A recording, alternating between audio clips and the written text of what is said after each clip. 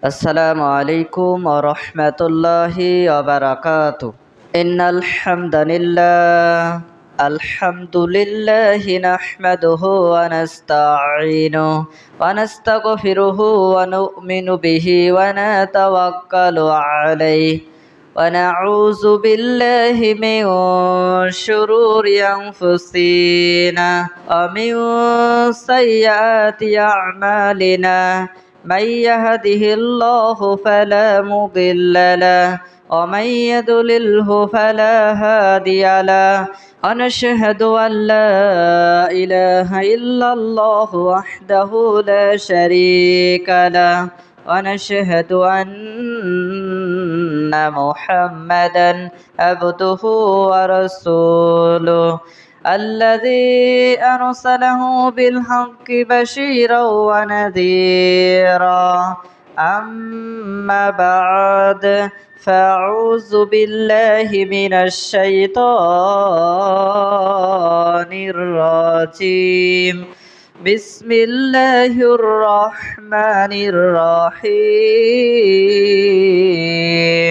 إن الله وملائكته يصلون على النبي يا أيها الذين آمنوا صلوا عليه وسلموا تسليما.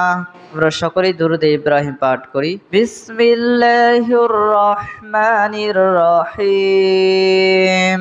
ইয়া আইয়ুহাল্লাযীনা আমানুত্তাকুল্লাহা হাক্কা তুকাতিহি ওয়া লা তামুতুন্না ইল্লা ওয়া আনতুম মুসলিমুন। عن أبي هريرة رضي الله تعالى عنه قال قال النبي صلى الله عليه وسلم إذا مات الإنسان انقطع عنه أعماله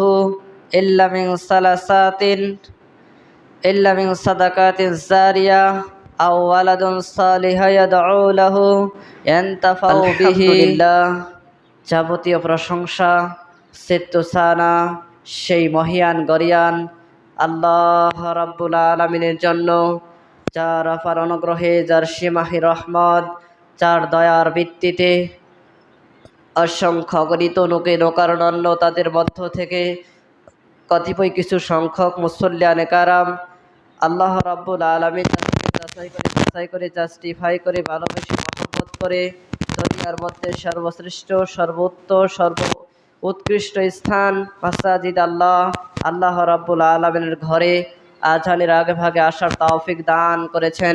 সেজন্য সেই মহান সত্তা আল্লাহ রাব্বুল আলামিনের দরবারে আমাদের অন্তরস্থল থেকে মন প্রাণ উজাড় করে দিয়ে আল্লাহ রাব্বুল আলামিনের শুকরিয়া আদায় করি।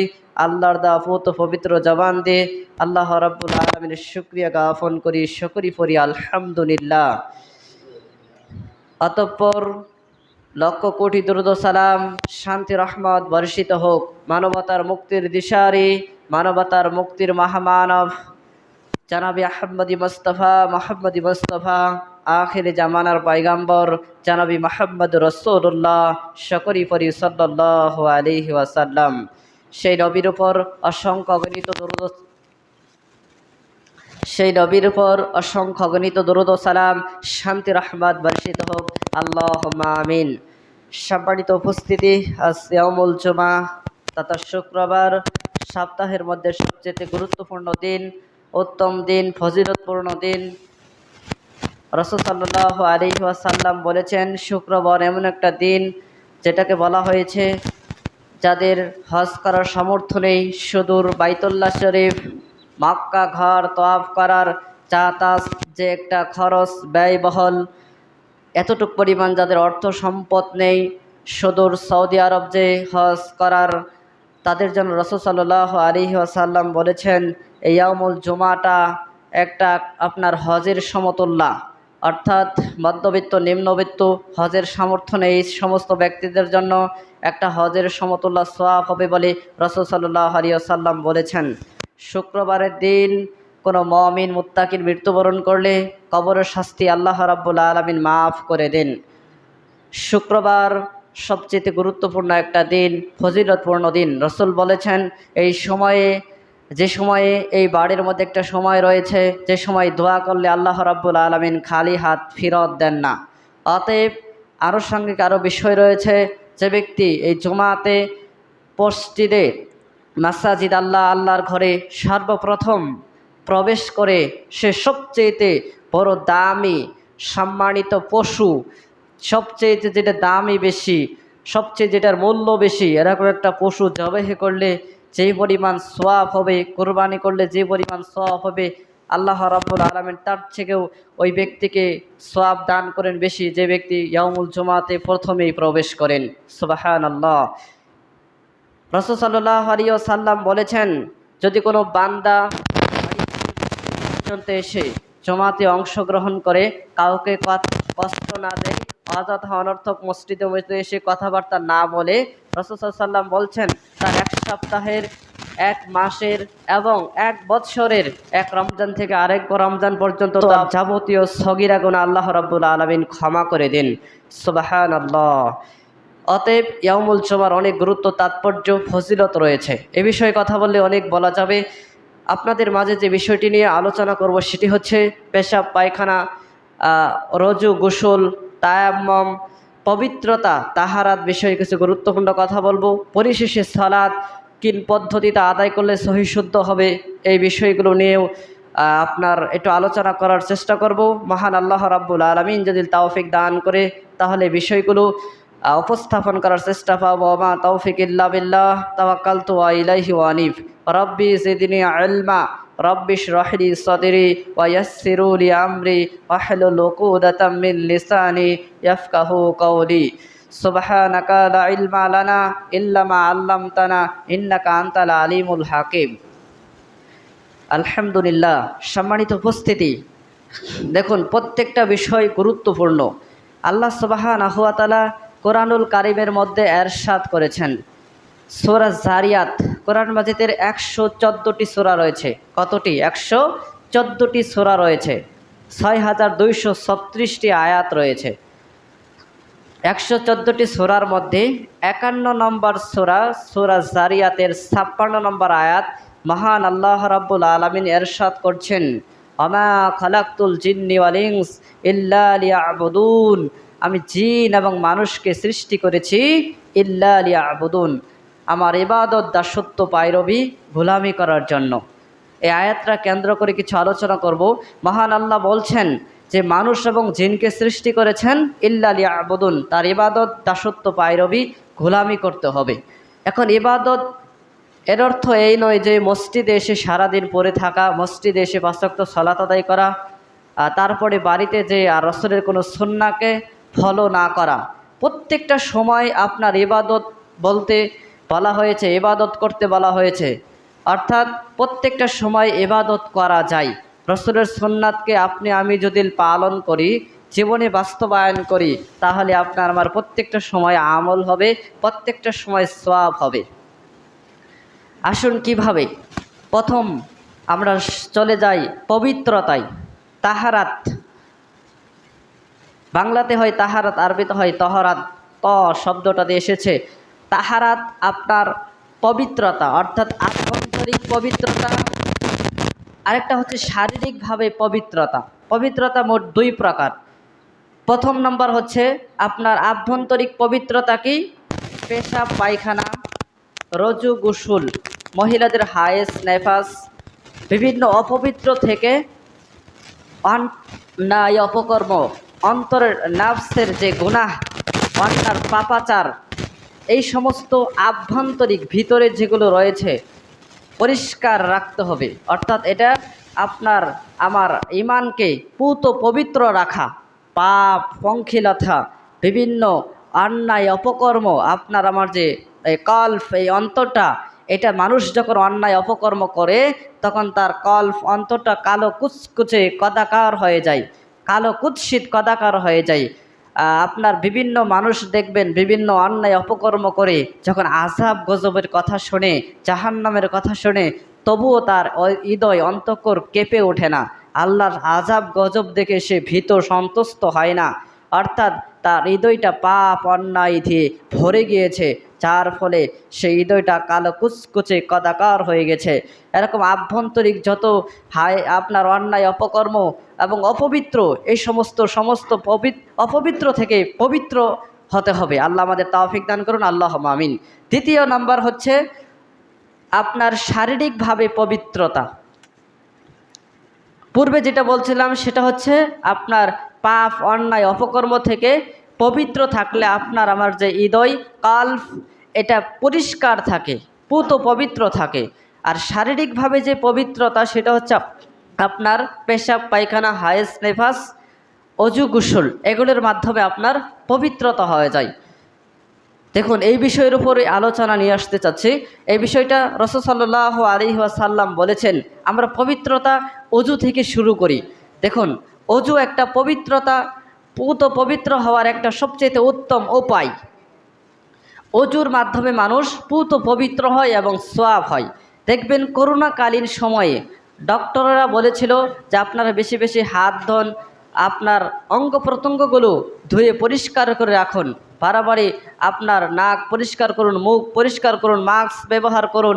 অর্থাৎ বারবার তারা হাত মুখ বেশি বেশি আপনার স্যানিটাইজার সাবান দিয়ে আপনার সেটাকে ধৌত করতে বলা হয়েছে, তারা বলেছিল। অর্থাৎ রাসূল সাল্লাল্লাহু আলাইহি ওয়াসাল্লামের সুন্নত এটা তারা বলেছিল ওই সময়ে। এই জন্য Islam Islam is the complete code of life, একটা পরিপূর্ণ জীবন ব্যবস্থা। আল্লাহ বলছেন সূরা আল ইমরানের 19 নম্বর আয়াত, ইন্নাদ-দীনা ইনদাল্লাহিল ইসলাম। ইসলাম একটা পরিপূর্ণ জীবন ব্যবস্থা। মানুষ যদি এটা ফলো করে, মানুষ যদি এটা মেনে চলে, তাহলে তার শারীরিকভাবে আভ্যন্তরিকভাবে তার জীবনটা যৌবনটা পুরো শারীরিক আপনার প্রত্যেকটা তার জীবনের যতগুলো আপনার কাজ কর্ম রয়েছে প্রত্যেকটা কাজে শান্তি খুঁজে পাবে এবং সে সুন্দরভাবে সেখান থেকে গাইডলাইন নিয়ে সুন্দরভাবে পৃথিবীতে পথ চলতে পারবে। সে ভালোভাবে সচ্ছলভাবে সুন্দরভাবে সে জীবন যাপন করতে পারবে। সম্মানিত উপস্থিতি, এই যে শারীরিকভাবে যে পবিত্রতার কথা বলা হয়েছে তার প্রথম অংশই হচ্ছে আপনার অজু। অজু এর আবিধানিক অর্থ হচ্ছে পুত পবিত্র হওয়া। আমি পবিত্র হলাম। এখন আসুন, রজু প্রসঙ্গে মহান আল্লাহ রাব্বুল আলামিন কোরআনুল কারীমের মধ্যে কি বলেছেন? মহান আল্লাহ বলছেন সূরা মায়েদা 5 নম্বর সূরার 6 নম্বর আয়াতে আল্লাহ রাব্বুল আলামিন ইরশাদ করেছেন, যখন হে ঈমানদার নারী পুরুষ যখন তোমরা পুত পবিত্র হবে তখন কি করবে? অজুর 4টি ফরজ রয়েছে। মুহাদ্দিসুল কিরাম অন্যান্যভাবে বিশ্লেষণ করে 6টি বলেছেন, তবে প্রধানত আমরা প্রত্যেকটা বইয়েতে গ্রন্থেতে কিতাবে পাওয়া যাচ্ছে যে 4টি ফরজ। 4টি ফরজের প্রথমত একটি ফরজ হচ্ছে আপনার আমার কি সমস্ত মুখমণ্ডল ধৌত করা। দ্বিতীয় নম্বর হচ্ছে আপনার আমার যে দুনো হাতের কবজি থেকে কণি পর্যন্ত সুন্দরভাবে একবার ধৌত করা, এটা ফরজ। তৃতীয় নম্বর হচ্ছে সমস্ত মাথা একবার মাসেহে করা। চতুর্থ নম্বর পায়ের টাকনো সুন্দর করে, উভয় পায়ের টাকনো সুন্দর করে ধৌত করে নেওয়া হচ্ছে ফরজ। 4টি ফরজ। এটা হচ্ছে আপনার এই 4টি ফরজের মধ্যে কোনো একটি ফরজ বাদ পড়লে অজু হবে না, আর অজু না হলে সালাত হবে না, এই সালাত না হলে আপনার জান্নাত হবে না। অতএব এখন আসুন, এইটা হচ্ছে 4টি ফরজ। এখন অজুর পূর্ণাঙ্গ বিষয় বলি। অজু করার শুরুতে আপনি যে মগেতে বা বদনাতে পানি নিয়েছেন, সেই পানি এক বদনা পানি নিয়ে উঁচু স্থানে বসে বিসমিল্লাহ বলে অজু করতে হবে। রাসূল সাল্লাল্লাহু আলাইহি ওয়াসাল্লাম বলেছেন ভালো কাজের শুরুতে আল্লাহর নাম উচ্চারিত করতে হবে, বিসমিল্লাহ। অর্থাৎ আমি আল্লাহ রাব্বুল আলামিনের নামে শুরু করলাম। পুরো মানুষ যদি ইচ্ছাকৃতভাবে বিসমিল্লাহ না বলে অজু করে, তাহলে তার অজু গ্রহণযোগ্যতা হবে না, অজু স্পষ্ট হবে না, অজু হবে না। আর যদি সে মনে না থাকে, অর্থাৎ মনে নাই অজু করে ফেলেছে, মনে না থাকলে আল্লাহ রাব্বুল আলামিন মাফ করেন। 3 শ্রেণীর মানুষকে মাফ করেন। তার এক শ্রেণীর মানুষ হচ্ছে তার মনে নাই, অর্থাৎ তার সব কিছু জানা আছে কিন্তু মনে নাই, এই ক্ষেত্রে আল্লাহ রাব্বুল আলামিন মাফ করবেন। তবে আপনার জানা আছে যে বিসমিল্লাহ বলে অজু করতে হবে, সেখানে বিসমিল্লাহ বলেই শুরু করতে হবে, ইচ্ছাকৃতভাবে বাদ দেওয়া যাবে না। দ্বিতীয় নম্বর হচ্ছে আপনি যে পানিটা নিয়েছেন সুন্দরভাবে আপনি পানি নিয়ে প্রথমত আপনি হাতের কবজিটা সুন্দরভাবে ধৌত করবো। আমরা পানি নিয়ে দুটো হাতের কবজি সুন্দরভাবে এটা বলে সুন্দর করে ধৌত করে নেব, এটা হলো সুন্নত। দ্বিতীয় নম্বর হচ্ছে আমি পানি নিয়ে মুখ সুন্দর করে গড় করে কুলি করব। গড় করে কুলি করা বলতে রোজারত অবস্থায় কেউ যদি রোজা নেয় তাহলে আপনি গড় করে কুলি করার কোনো প্রয়োজন নেই, তবে স্বাভাবিকভাবে আপনি কুলি করে নেবেন। আর যদি রোজা না থাকেন তাহলে গড় করে সুন্দর করে আপনি মুখটা ভালোভাবে ধৌত করে নেবেন, কুলি করে নেবেন। তারপরে নাক সুন্দরভাবে পরিষ্কার করতে হয়। একাধিক হাদিসে এসেছে রাসূল সাল্লাল্লাহু আলাইহি ওয়াসাল্লাম বলেছেন যে নাক এবং মুখ একসাথে মুখে পানি এবং নাকে পানি দিয়েও ধৌত করা যায়, একাধিক গ্রন্থে এসেছে। তবে আলাদাভাবে এসেছে যে মুখ আলাদাভাবে পরিষ্কার করে নেওয়া এবং নাক আলাদাভাবে সুন্দরভাবে পরিষ্কার করে নেওয়া, এগুলো সুন্নত। তারপরে হচ্ছে আপনি সমস্ত মুখ সুন্দরভাবে ধৌত করে নিলেন।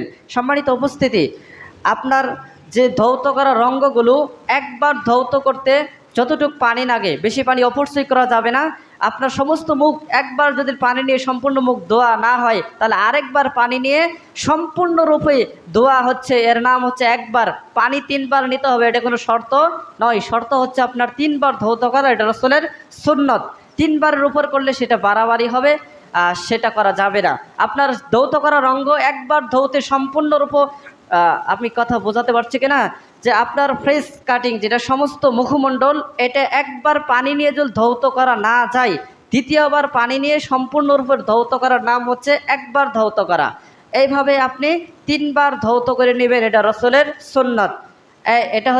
এটা গেল। তারপরে হচ্ছে আপনি এই যে হাতের কবজি থেকে কনি পর্যন্ত সম্পূর্ণরূপে 3 বার ধৌত করা রাসূলের সুন্নত, আর একবার ধৌত করা ফরজ। একবার তো এটা করতেই হবে, তবে 3 বার যদি একবার বাদ করে তাও উপরে হবে, কিন্তু 3 বার ধৌত করা রাসূলের সুন্নত।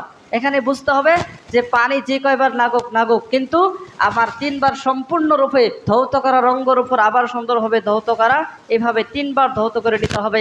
পানি যে কয়েকবার লাগবেই। তারপরে হচ্ছে আপনার সম্পূর্ণ মাথা এটা মাসেহে করা, এটা হচ্ছে ফরজ। মহান আল্লাহ সুবহানাহু ওয়া তাআলা ফরজ করেছেন। তবে এখানে ইমাম আবু হানিফা রাহিমাহুল্লাহ ফিকহের কিতাবে এসেছে যে মাথাকে 3 ভাগে বিভক্ত করে 1 ভাগ মাসেহে করে। এটা হচ্ছে আপনার ফিকহের একটা মাসালা। তবে আমাদের সমাজে আহলে হাদিস মুহাম্মদী সমাজে আপনার ইমাম শাফির মত অনুসারে যেহেতু আল্লাহ সুবহানাহু ওয়া তাআলা মাথার মাসেহে করা ফরজ করেছেন,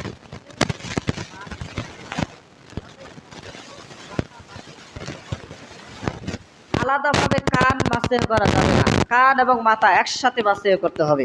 কিভাবে? প্র্যাকটিক্যালি দেখাতে হলে আপনার যে পানি নেওয়ার পরে এইভাবে সুন্দর করে সম্পূর্ণ মাথা একবার সামান দিক থেকে আপনি এইভাবে এসে এইভাবে করে তারপরে আপনি কানগুলো সুন্দরভাবে এটা খিরাল করে নেওয়া, এটা হচ্ছে আপনার সুন্নাহ পদ্ধতি। এইভাবে সম্পূর্ণ মাথা মাসেহ করে নেওয়া। আরেকটি রয়েছে, সাল হাদিসে এসেছে যে সম্পূর্ণ মাথা মাসেহ করে কান মাসেহ করে গার সহ মাসেহ করা। গার মাসেহ করার মর্মে যে হাদিসটি এসেছে সেই হাদিসটা যঈফ। সম্মানিত উপস্থিতি, আমি 50 বছর যাবত সালাত আদায় করি, কিন্তু ওযু ঠিক না। ওযুর ফরজগুলো কি সেটা আজ পর্যন্ত জানলাম না। ওযু ঠিক হলো না, তাহলে কি আপনার আমার সালাত ঠিক হয়েছে? নামাজ ঠিক হয়নি। অতএব ওযুটা ছোট্ট বিষয় হলেও সেটা সুন্দরভাবে উত্তম রূপে ওযু করলে আপনার আমার যে ইবাদত করব সেই ইবাদত হবে, অন্যথা ইবাদত হবে না। এই যে দেখুন মাথা মাসিহ, কত কার মাসিহ করা বেদাত। রাসূল সাল্লাল্লাহু আলাইহি ওয়াসাল্লাম বলেছেন সম্পূর্ণ মাথা এবং কান সহ মাসিহ করে নেবে, এটা রাসূল সাল্লাল্লাহু আলাইহি ওয়াসাল্লামের সুন্নত। তারপরে আপনার যে পা রয়েছে, পাগুলো সুন্দরভাবে খিরাল করে পায়ের যে টাকনু রয়েছে এই টাকনু পর্যন্ত সুন্দরভাবে ধৌত করে নেওয়া, এটা হচ্ছে এই সম্পূর্ণ রূপে আমি ওযু করলাম। এখন রাসূল সাল্লাল্লাহু আলাইহি ওয়াসাল্লামের সুন্নত হচ্ছে ওযুর শেষে একটা দোয়া রয়েছে। দোয়াটা কি? কালেমা শাহাদাত, আশহাদু আল্লা ইলাহা ইল্লাল্লাহু ওয়া আশহাদু আন্না মুহাম্মাদান আবদুহু ওয়া রাসূলুহু। সকলে আমরা দোয়াটা পাঠনা করলাম, সকলে আমরা বলে বলি আশহাদু আল্লা ইলাহা ইল্লাল্লাহু ওয়া আশহাদু আন্না মুহাম্মাদান আবদুহু ওয়া রাসূলুহু। করার পর আর একাধিক হাদিস, আলাদা হাদিস এসেছে যে আল্লাহুম্মা জাআলনি মিনাত তাওয়াবিনা ওয়া জাআলনি মিনাল মুতাতাহহিরিন। এতটুকু পাইলে ভালো, তবে যদি লাও পান সমস্যা নাই। কালেমা শাহাদাত এই দোয়াটা পড়ে রাসূল সাল্লাল্লাহু আলাইহি ওয়াসাল্লাম বলেছেন উত্তম রূপে ওযু করে এই দোয়াটা পাঠ করলে আল্লাহ সুবহানাহু ওয়া তাআলা তাদের জন্য জান্নাতের 8টি দরজা খুলে দিবেন। সুবহানাল্লাহ। সম্মানিত উপস্থিতি, এটা নারী পুরুষ উভয় ক্ষেত্রে এক, উভয় বিষয়ে আল্লাহ রাব্বুল আলামিন সুস্পষ্ট করেছেন। অতএব এইভাবে নারী পুরুষ যারা এভাবে সুন্দর করে ওযু করে দোয়াটা পাঠ করবে তাদের জন্য জান্নাতের 8টি দরজাই খোলা। এটা বলে দিলাম, এটা আপনার আমার প্রত্যেকেরই আল্লাহ রাব্বুল আলামিন আমাদেরকে এটা আমল করার তৌফিক দান করুন, আল্লাহুম্মা আমিন। সম্মানিত উপস্থিতি, এখানে এসো মানুষ কি করে আকাশের দিক তাকায়ে সূরা আপনার কদর পড়ে। সূরাটা কি? বিসমিল্লাহির রহমানির রহিম, ইন্না আনজালনাহু ফি লাইলাতিল কদর। এরকম একটা সূরা রয়েছে যে সূরাটা পাঠ করলে রাসূল সাল্লাল্লাহু আলাইহি ওয়াসাল্লাম বলছেন যে স্পষ্ট সুন্নাহ ব্যতি রেখে যে মানুষ নিজস্ব মন গড়া ভাবে কোনো কিছু বানিয়ে পাঠ করবে ইবাদত মনে করে, সেটাই হচ্ছে বিদআত। বিদআত মানে কি?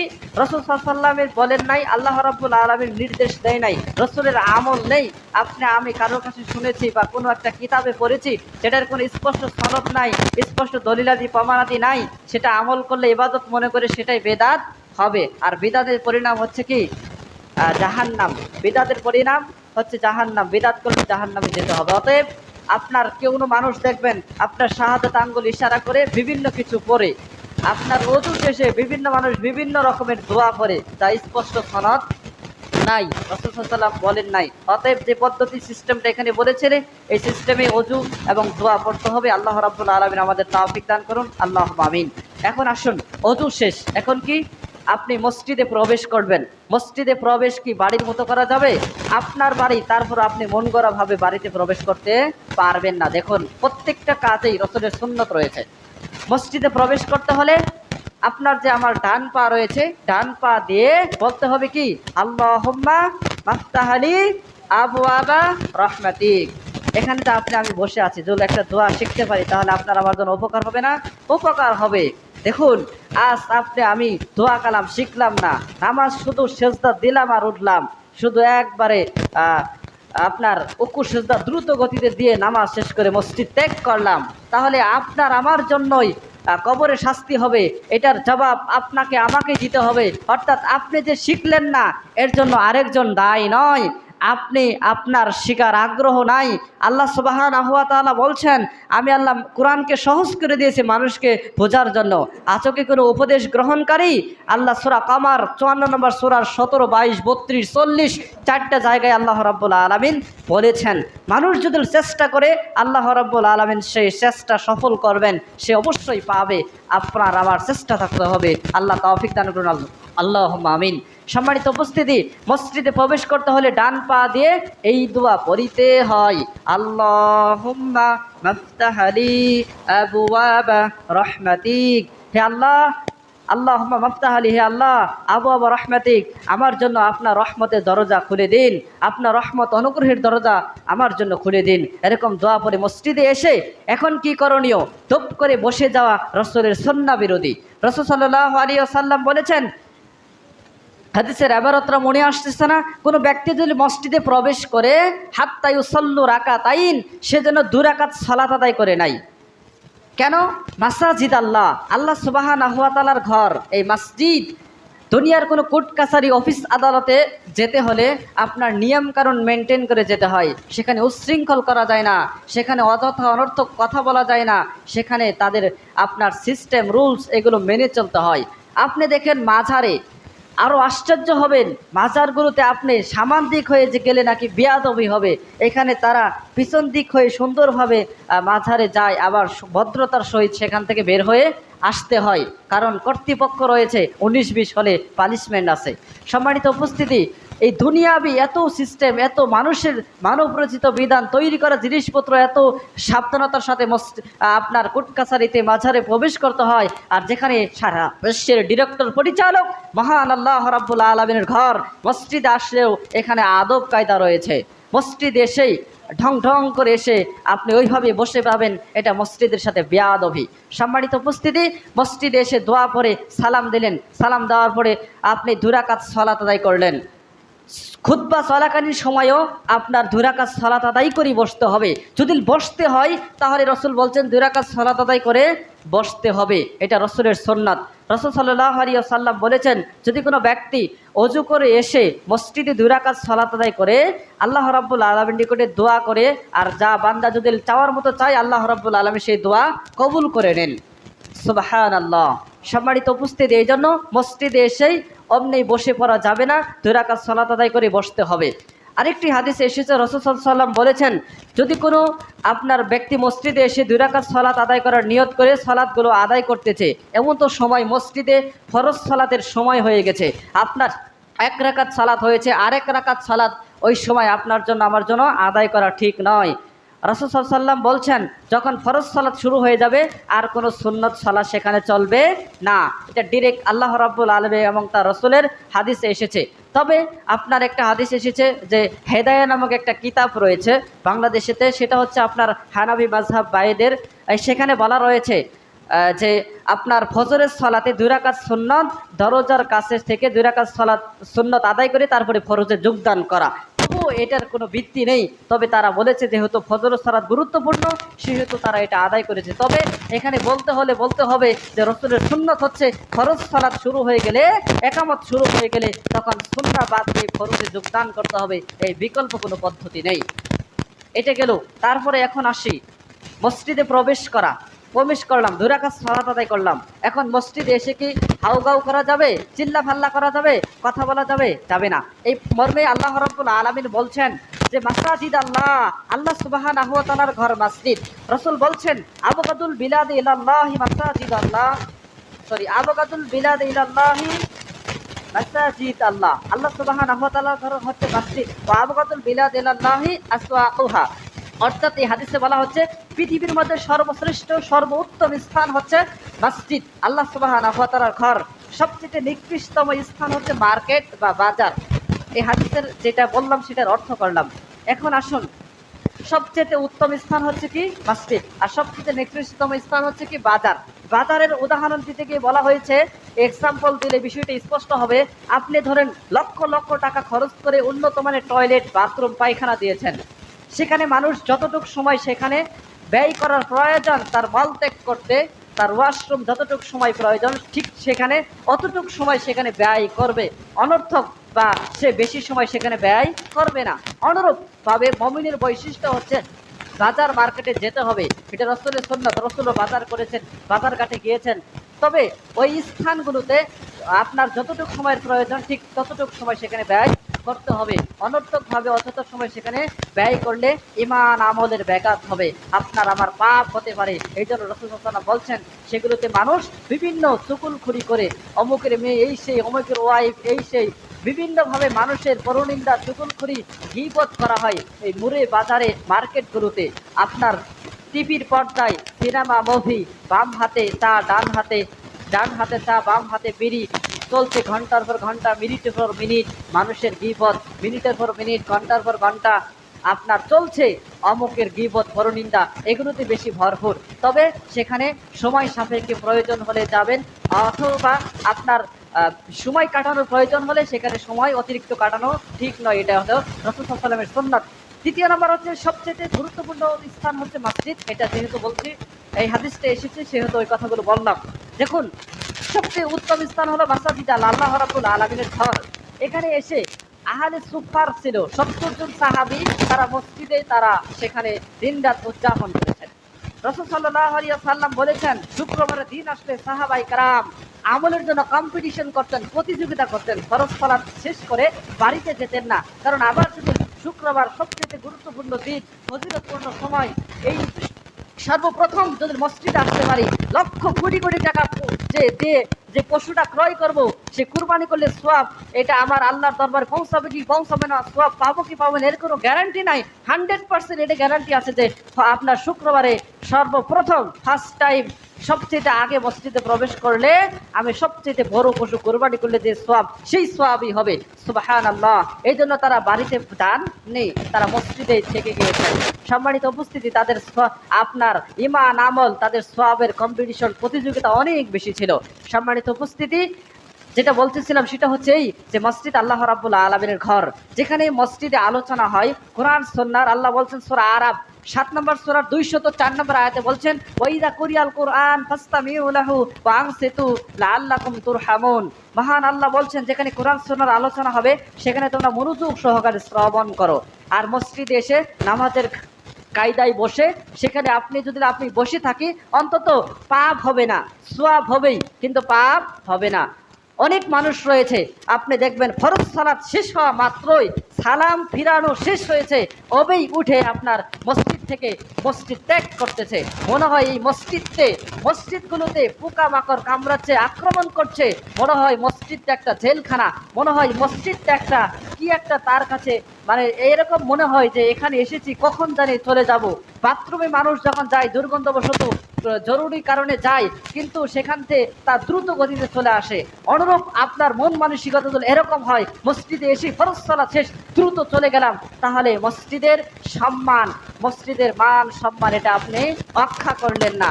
মসজিদে এসে যে একটু সময় দেওয়ার চেষ্টা করবেন, তবে প্রত্যেক সময় এরকম যেন না হয়। জরুরি কারণে আপনি যাবেন সেটা ঠিক আছে, কিন্তু আপনার সময় রয়েছে, সুন্নত সালাতগুলো আদায় করেন, কিন্তু সুন্নত বাদ দিয়ে আপনি তাসবিহ তাহলিল জিকির আজকার বাদ দিয়ে আপনি দ্রুত মসজিদ থেকে পরিত্যাগ করলেন, কোনো কাজকর্ম নেই, কোনো নেই এমনিতেই, তাহলে এটা রাসূলের সুন্নত বিরোধী। সম্মানিত উপস্থিতি, মসজিদে এসে তাড়াহুড়া করা যাবে না এবং সুন্নত সালাতগুলো আপনাকে আমাকে আদায় করতে হবে। সম্মানিত উপস্থিতি, সুন্নতের অনেক গুরুত্ব রয়েছে, অনেক গুরুত্ব। কেন? আপনার স্মার্ট কার্ড এর পাশে কি রাখেন? ফটোকপি। স্মার্ট কার্ড আল্লাহ না করে কোনো সময় যদি হারিয়ে যায়, তাহলে আপনার যে কপি রয়েছে ফটোকপি, সেটা ছাড়া আপনার কাজ, বিপদ আপদের সময় সেটা দ্বারা আপনার বিপদ আপদ সেটা দ্বারা সারা যায়, অর্থাৎ ফটোকপি দিয়ে অনেক কাজে আসে। অনুরূপভাবে মহান আল্লাহ সুবহানাহু ওয়া তাআলার দরবারে কিয়ামতের মাঠে রাসূল বলছেন যে আউয়ালা মা ইউহিসাবু বিহিল আবদু ইয়াউমাল কিয়ামাতিস সালাত, ফার্স্ট টাইম সর্বপ্রথম নামাজের হিসাব হবে। নামাজের হিসাবে যার ফরজ সালাতের ঘাটতি পড়ে যাবে, আল্লাহ রাব্বুল আলামিন দেখবেন যে বান্দা, যে ফেরেশতারা দেখো এই বান্দার সুন্নত, নফল, মুস্তাহাব, ওয়াজিব সালাতগুলো আছে কিনা, কোনো নফল ইবাদত আছে কিনা, সেগুলো থাকলে এখানে নিয়ে সেটা পূরণ করা হবে। তাতে যদি আপনি সেটা পূরণ করলে যদি বেঁচে যান, তাহলে আপনি জান্নাত পাবেন। অন্যথায় সালাতের হিসাবের হেরফের হলে আল্লাহ রাব্বুল আলামিন বলছেন, রাসূল বলছেন যে তার প্রত্যেকটা সেক্টরে আরো যত আমল আছে প্রত্যেকটার মধ্যে হেরফের হবে, গরমির হয়ে যাবে। অতএব ফরজের পাশাপাশি সুন্নতগুলো গুরুত্ব সহকারে আদায় করতে হবে। সম্মানিত উপস্থিতি, এখন আসুন সালাত বিষয়ে কয়েকটি কথা বলবো। সময় শেষ, শেষ করে দেবো, 1 মিনিট সময় যেহেতু শেষ হয়ে গেছে। আপনার 5 ওয়াক্ত নামাজের 17 রাকাত ফরজ আছে। কি ভাই, আপনার ধরেন সব আপনার যে প্রথম সালাত সেটা হচ্ছে কি ফজর 2 রাকাত, জোহর 4 রাকাত, 6 আসর 4 রাকাত, তাহলে কত হলো 10, মাগরিব 3 রাকাত 13 এবং এশার 4 রাকাত, তাহলে কত হলো মোট 17 রাকাত। এখন আসুন এই প্রথম দুইটা শর্ত, সূত্র হচ্ছে ফরজ হচ্ছে 17 রাকাত, যারা ভুলে যান তারা এটা মিলাবেন। দ্বিতীয় নম্বর হচ্ছে সুন্নত 12 রাকাত, ফজরের 2 রাকাত, জোহরের 6 রাকাত, মাগরিবের 2 রাকাত, তাহলে কত হলো 10, আর মাগরিবের এশার হচ্ছে 2 রাকাত, এই হচ্ছে 12 রাকাত সুন্নত। আল্লাহ রাব্বুল আলামিন আমাদের সকলকেই সালাত বুঝে সুঝে সুন্দরভাবে আদায় করার তৌফিক দান করুন। আল্লাহ।